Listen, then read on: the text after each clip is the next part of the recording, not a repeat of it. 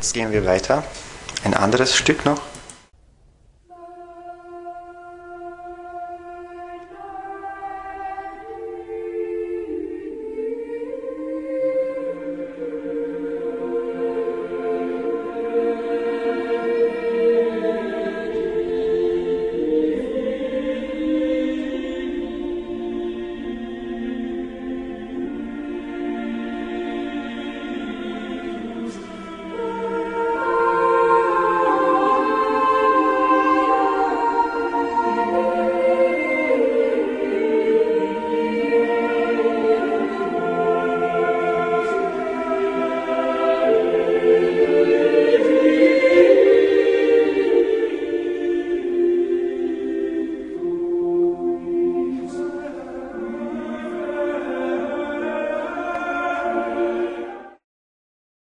Das ist eine Musik vom Vatikan.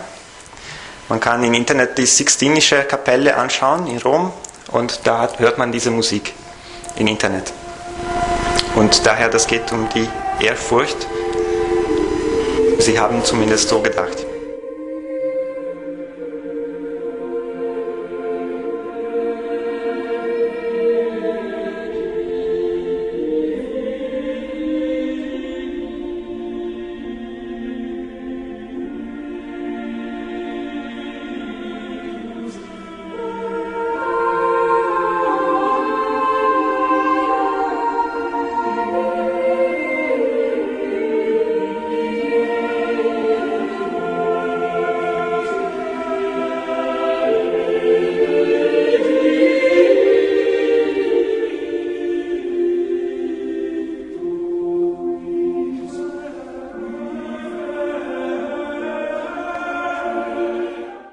Ich möchte noch dazu sagen, dass wenn man an der Universität Dirigieren oder Komposition studiert, man muss 2 Jahre lang lernen, wie man solche Musik komponiert.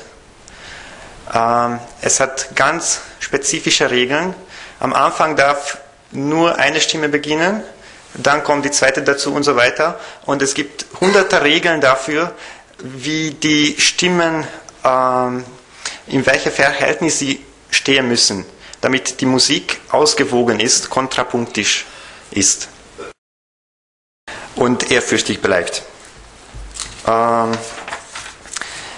Jetzt möchte ich noch ein Zitat vorlesen.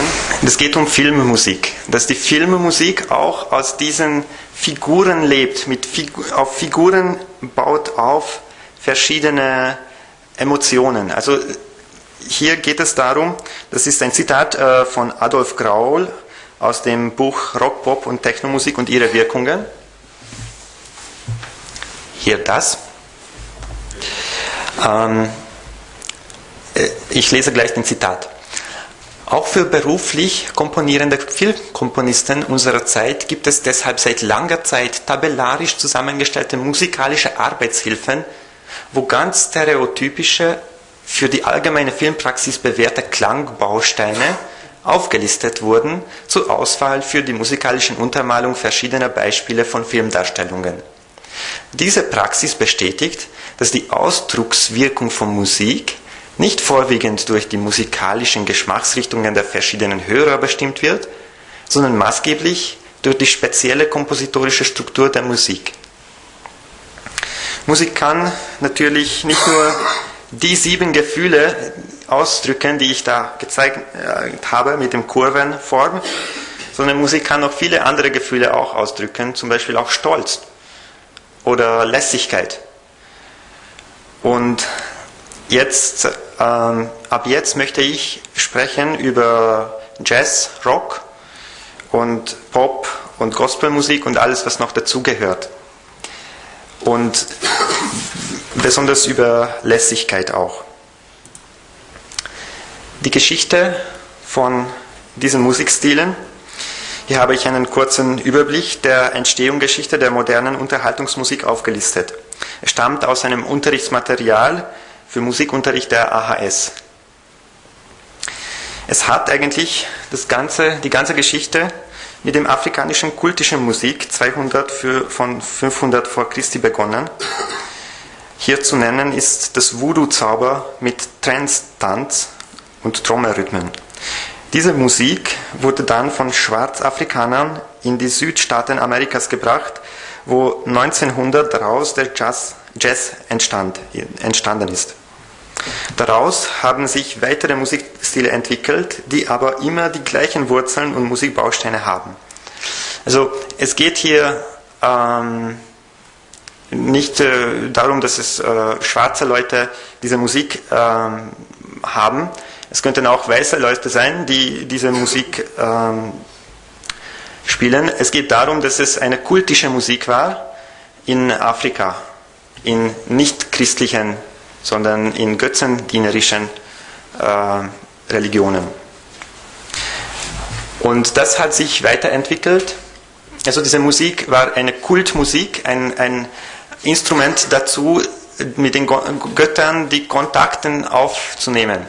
Und aus dieser Musik kommt dann alles nachher: Jazz, Rhythm and Blues, Rock'n'Roll, Beat, Pop, Folk, Soul, Rockmusik, Gospel, Musical, Disco, Reggae und so weiter. Das folgende Zitat ist aus dem Roots of Rock von Andreas Alt. Das ist dieses Buch. Die Schwarzen, die vor allem im 18. und 19. Jahrhundert zu Millionen als Sklaven in die neue Welt verschifft wurden, kannten Musik vor allem aus kultischen Zusammenhängen. Sie ist in den Geisterreligionen Afrikas, besonders im Schamanismus, ein wichtiges Hilfsmittel, um die Verbindung zur Dämonenwelt herzustellen.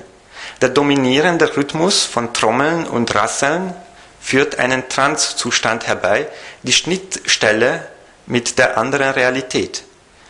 Die Geister tanzen mit den von ihnen besessenen Körpern.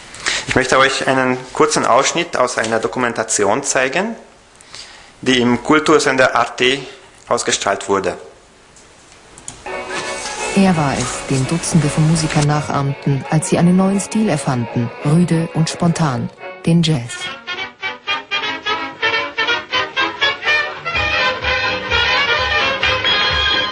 Ein vulgärer und skandalträchtiger Musikstil, der Ende des Ersten Weltkriegs die Welt überrollte, war dieser Jazz oder Jazz, wie er damals hieß.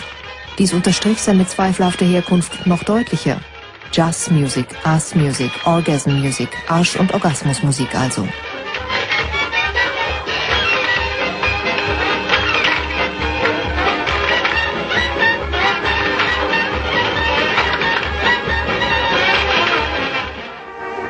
Ein Junge aus dem Rotlichtviertel von New Orleans, Sohn einer Prostituierten und eines Kleinkriminellen, wurde zum König dieser neuen Musik, Louis Armstrong. Seine Trompete führte ihn von den Bordellen Storyville bis in den Vatikan, den Vergnügungsdampfern des Mississippi bis nach Hollywood. What is it that you got that makes my wife think you hot? Oh, you old dog.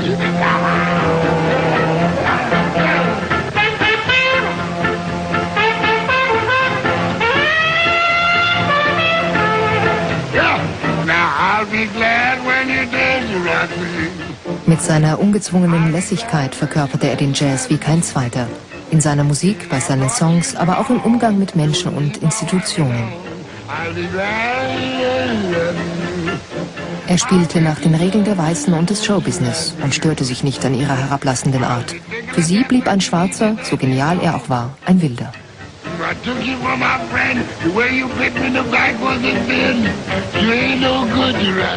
Bei ihm wurden aus tragischer Wirklichkeit heitere Töne, die immer wieder anders klangen. Schade für diejenigen, die sein Erfolg erschreckte.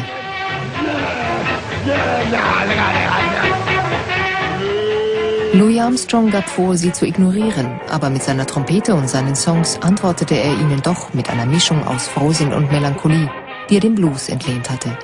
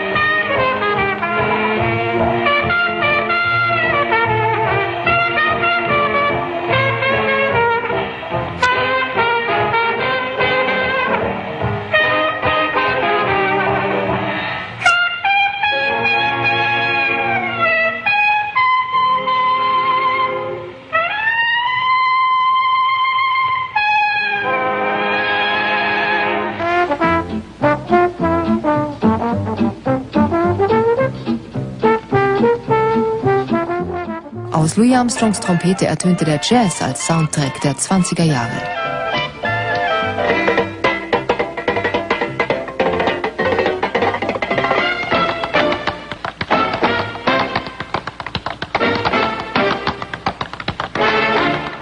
Seit dem Krieg zog es jedes Jahr Hunderttausende Schwarze aus dem Süden in die Großstädte im Norden. Darunter waren Tausende von Musikern, die schon bald die Bühnen der Nachtclubs von New York und Chicago bevölkerten.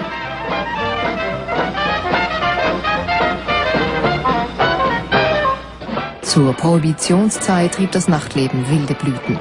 Der Reiz des Verbotenen verführte die Massen erst recht, sich am Alkohol und an ausgelassenen Tänzen wie Charleston, Foxtrot oder Black Bottom zu berauschen. Schallplatten und Radio verbreiteten allerorts die provokante Sinnlichkeit des Jazz. Die Jazzer holten ganz Amerika auf die Tanzfläche, England lag ihnen zu Füßen und Frankreich vergötterte sie. So sehr die Spießer auch daran Anstoß nahmen, die Tänzer hörten nicht zu. In Chicago, New York, Paris, London oder Berlin, im Kino und in den Nachtclubs waren Pianisten aus Harlem, Posaunisten aus Chicago oder Bandleader aus Washington die heimlichen Herrscher über die weißen Tänzer.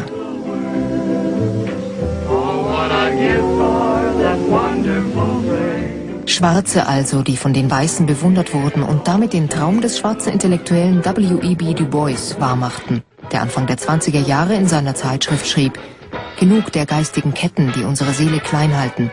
Üben wir uns lieber darin, die Schönheit des Schwarzen zu erkennen.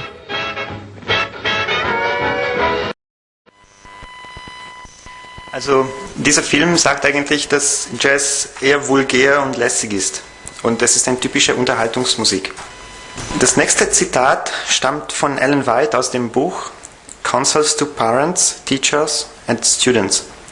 Wir Adventisten sind der Überzeugung, dass Ellen White während ihres mehr als 70-jährigen Tätigkeit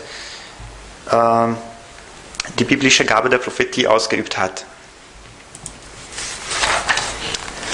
Mir wurde eine solche Gesellschaft gezeigt, wo die versammelt waren, die sich zur Wahrheit bekannten. Es saß jemand an einem Musikinstrument und es erklangen Lieder, welche die zuschauenden heiligen Engel zum Weinen brachten. Es gab Heiterkeit und anstößiges Gelächter. Es gab überschwängliche Begeisterung und eine Art Inspiration, aber die Freude war so, wie sie nur Satan hervorbringen kann. Dieses ist eine Begeisterung und Vernarrtheit, für die sich alle, die Gott lieben, schämen müssen. Sie bereitet die Teilnehmer auf unheilige Gedanken und Handlungen vor. Ich habe Grund davon auszugehen, dass einige, die solche Schauplätze besuchten, ihr schändliches Benehmen von Herzen bereuten. Als nächstes möchte ich noch ein Zitat von diesem Buch, Roots of Rock. Diese Unterhaltungsmusik hat das Publikum in immer neuen Formen schockiert und zugleich fasziniert. Zunächst als Jazz, später als Rock'n'Roll, schließlich als Techno.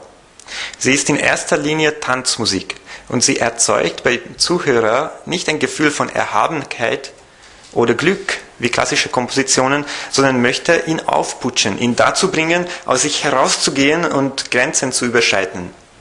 Rockmusik gibt es nicht erst seit den Tagen des Rock'n'Roll. Sie steckt auch im Jazz und in den Musikstilen, die in ihm zusammengeflossen sind.